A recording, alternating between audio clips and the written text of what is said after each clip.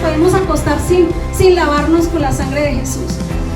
Es más, cada que usted peque y en el momento mismo de que peque, en ese momento mismo se debe lavar con la sangre de Jesús. No espere por la noche a acostarse, porque quizás usted qué va a saber si en el momento que pecó, de pronto en ese momento de repente le llega a uno la hora de la partida, ¿cierto?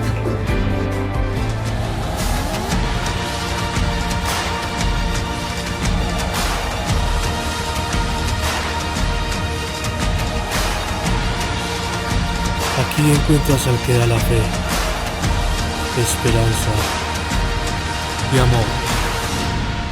El tema de hoy, vamos en el nombre del Padre, del Hijo y del Espíritu Santo, de la sangre de Jesucristo nos limpia.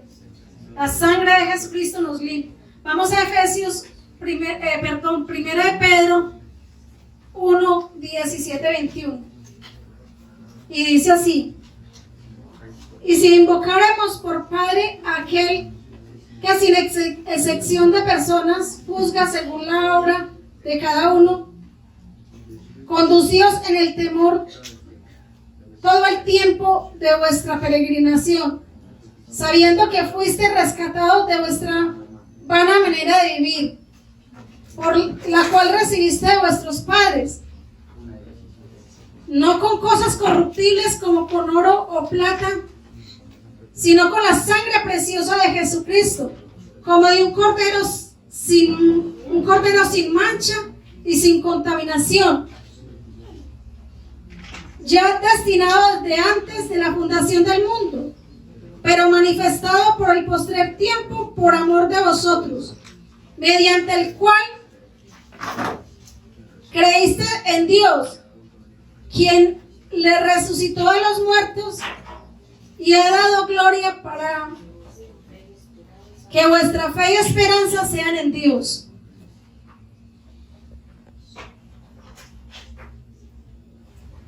Entonces fuimos rescatados, dice la palabra de Dios que fuimos rescatados porque dice, de vana manera de vivir, fuimos rescatados a través de ¿qué?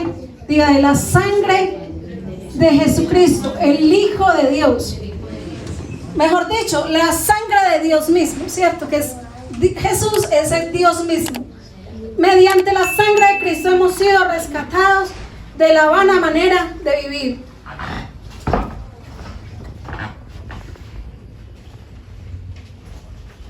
Entonces, el pecado es la separación entre el hombre y Dios. Porque Dios no puede resistir el pecado, porque el pecado y Dios, el pecado y Dios no pueden tener ninguna clase de compatibilidad, porque el pecado se opone a todo lo que Dios ha establecido. El evangelio es ser limpios del pecado. Esa es la esencia del evangelio, ser limpios del pecado. El pecado nos separa de Dios y cierra las puertas del cielo. Por eso es que Dios no quiere que nosotros pequemos, porque cierra las puertas del cielo.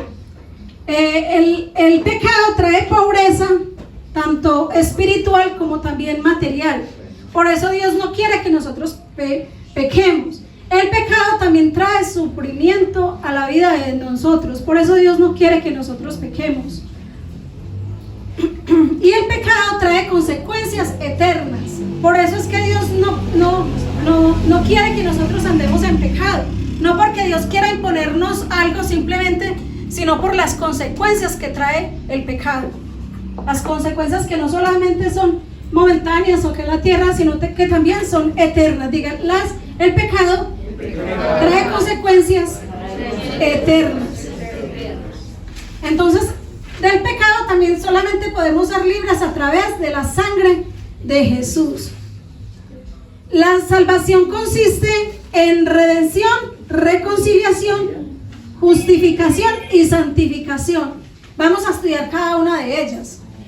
Entonces, el perdón de pecados consiste, ¿cierto?, en redención. El significado de redención, vamos a Efesios 1:7.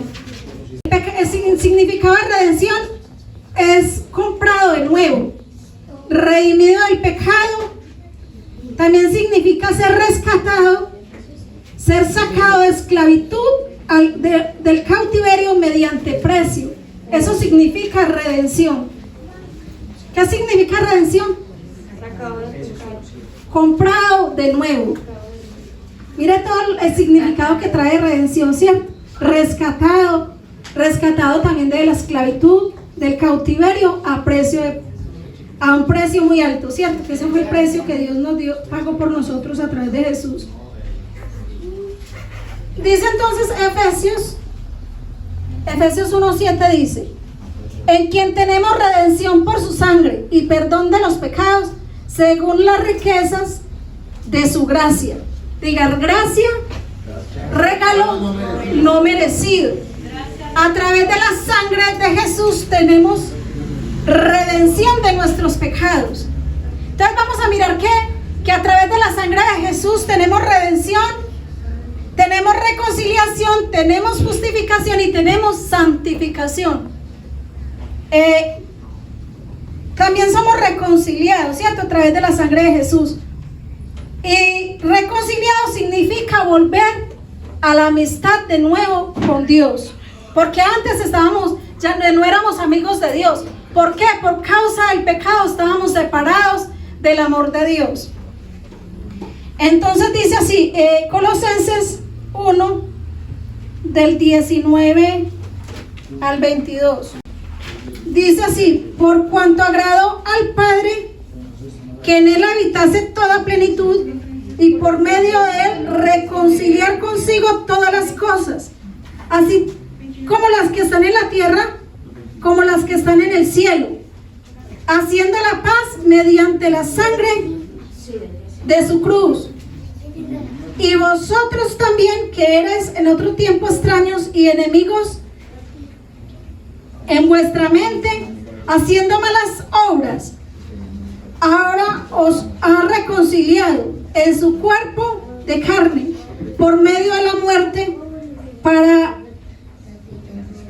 presentarnos santos y sin mancha e irreprensibles delante de él. Entonces también a través de la sangre de Jesús nosotros somos reconciliados para con Dios. Somos uno en Dios. En Dios somos uno. Vamos entonces a la justificación. Cómo Dios nos ha justificado a través de la sangre de Jesús. Vamos a Romanos 5, 8, 9. Dios muestra su amor para con nosotros, en que siendo aún pecadores, Cristo murió por nosotros.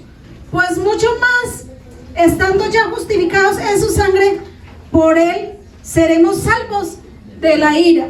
Entonces somos justificados a través de que diga, de la sangre de Jesús. Entonces a través de la sangre de Jesús, como ya somos justificados, ya no somos culpables del pecado, porque la sangre de Jesús nos ha quitado toda culpabilidad. Por eso dice que las cosas viejas pasaron, he aquí todas son hechas nuevas después de que recibimos a Jesús. Porque antes estábamos en pecado, y cuando Jesús paga por nosotros esa deuda, entonces ya quedamos justificados de todo pecado que hubiéramos hecho. De ahí en adelante, después de que recibimos a Jesús, comienza a contar lo que nosotros hagamos. Pero toda persona que ha nacido de nuevo, como ya se reconcilió con Dios y como ya ha sido lavado por la sangre de Jesús, su vida viene a ser una vida nueva. Por eso habla el Señor del nuevo nacimiento. Entonces, somos santificados a través de la sangre de Jesús. Hebreos 13, 12. Por lo cual también Jesús, para santificar al pueblo por medio de su propia sangre, padeció fuera de la puerta. Entonces, santificar significa apartado para Dios. ¿Qué significa santificado? Apartado. Alguien que ha sido santificado es alguien separado o apartado para Dios. Entonces, todo cristiano, después de que recibimos a Jesús como nuestro único y suficiente Salvador, todos pecamos. Y por eso dice la palabra de Dios que Dios miró sobre la tierra quien estaba sin pecado, y dice que no halló ni uno. quiere decir que nosotros tenemos esa tendencia al pecado. Pero hay una diferencia entre ser cristiano y no ser cristiano. ¿Quién me puede decir cuál es la diferencia? Porque yo eso se lo he enseñado muchas veces a la iglesia. ¿Cuál es la diferencia entre ser cristiano y no ser cristiano?